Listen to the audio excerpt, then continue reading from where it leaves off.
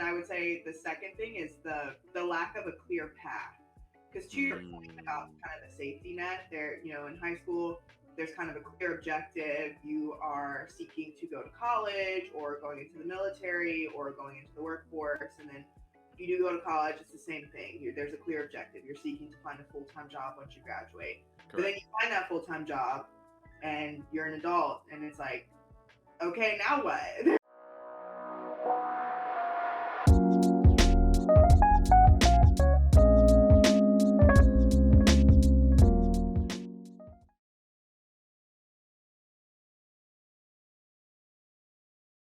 Yeah, I would say I think living by myself was really the first time where I was like, oh wow, this adult shit is it's really something. In college I had roommates. When I lived in San Francisco for my first job, right after graduating, I had roommates, and I had roommates up until I moved to Miami, where I live here alone now. And I would say that was the biggest wake up call for me in terms of just managing life. It's very difficult to do it by yourself, especially when you work full time. Like working full time and Facts.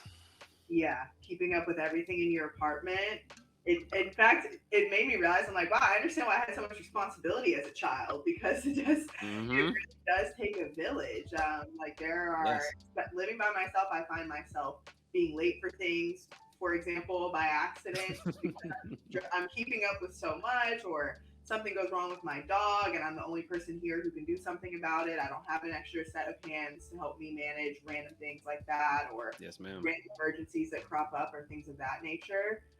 So I would say that's probably been the top struggle, adulting struggle I've had, is just learning how to manage everything, manage Yeah. a household by myself, even with just me and my dog. That's my little family unit. It's still a lot Yeah. to manage by myself.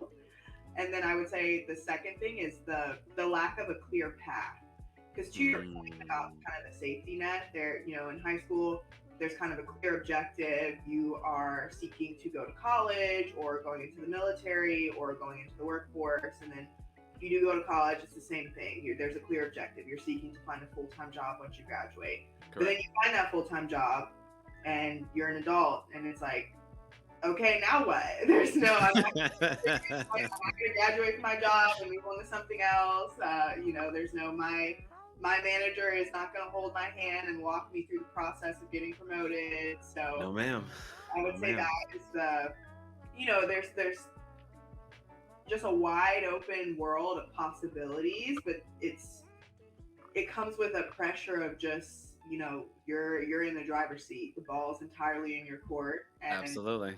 in charge of you anymore, and it all comes down to you. You can't blame mom and dad if life doesn't work out the way you want it to. Whereas in high school or Mhm. college, I could be like, God, my parents are just like, oh, you don't have that luxury. So keep passing that responsibility on. It's like, oh no, they screwed me over. That's why I'm having all these troubles still.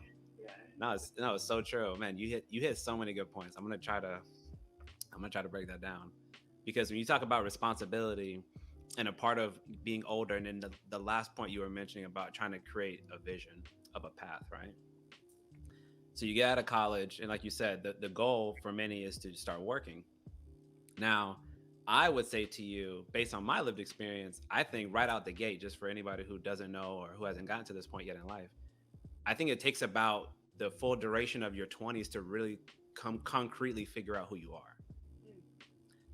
And the reason why I make that point is because if you don't really know who you are, then it's really hard to figure out the direction that you want to go in your life. Now, that doesn't mean you can't make big decisions in between then. It just means that understand that there's so much about me that's probably going to change in this first decade, like post high school. I think it's important to understand that. And then, as a part of that, trying to figure out then what I want from my life. This is when we get into the very interesting part. And I'm kind of going out of order, but you prompted it out here, so I got to go with it. To me, that's where we start talking about relationships. Because when school's done, when work's done, then the question then becomes, what do I want? What else do I want? Do I just want to do this until I die or until I retire? Or do I want a family? And then if that question is yes, if I want the family, what does it look like? Do I want a husband? Do I want a wife? Am I indifferent? Do I want children? all of these different aspects I think are very important for us to understand. One thing I would say to you, and I think this is really important for those of us that, and I'm not going to use you, I'm going to use me in this example.